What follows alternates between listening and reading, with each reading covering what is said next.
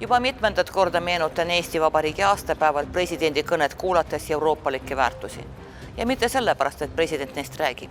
Hoopis sellepärast, et niisuguste sõnade kordamisest kõned euroopalikumaks ei muutu.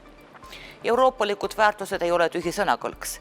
Need on loetletud Euroopa Liidu lepingu teises artiklis. Inimväärikus, võrdsus, inimõigused, sealhulgas, ja see on eriti rõhutatud, vähemuste õigused. Mitte diskrimineerimine, sallivus, solidaarsus. Kõrki natsionalismi ja enamuse sundi nimekirjas ei ole. Kaljulaiule ka on. Mäletate, ta kutsus säilitama mõtlevad, seejuures just eesti keeles mõtlevat inimest. See oli aasta 2018. Aasta hiljem meenutas president, et iseseisvuse kaitsmine on võimatu Vene kooli hävitamata. Seejärel nimetas mitte eestlasi meie kaasteelisteks, kes peavad tahtma olla osa meist. See tähendab, et meie hulka kuuluvad ainult eestlased, teised on võõrad.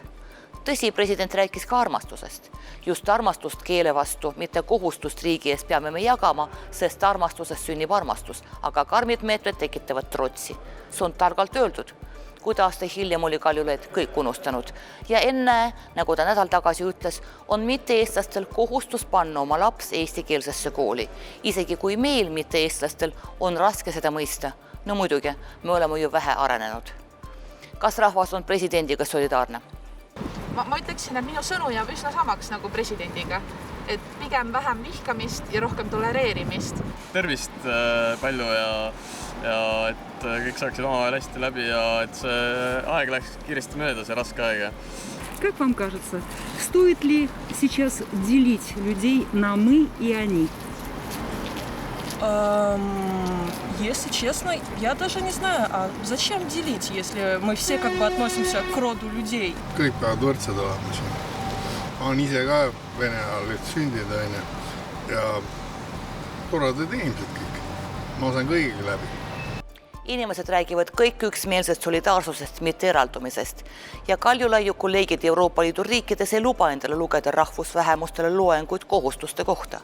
Kui president Steinmeier oleks Saksamaa ühtsuse päeval öelnud, et Saksamaa türklased või idasakslased peavad tahtma saada osaks meist, siis oleks see olnud suur skandaal.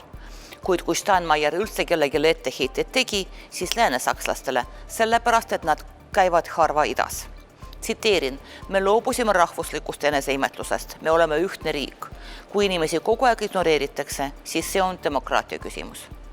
Ka Macron rõhutas Bastille vabastamise aastapäeval rahva ühtsust võitluses koroonaviirusega, mitte jutustanud meie kaasteelistest, kellel on raske midagi mõista.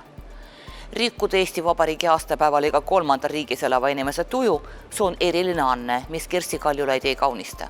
Peab tunnistama, et euroopalike väärtustega proua president teie kõnede ühti.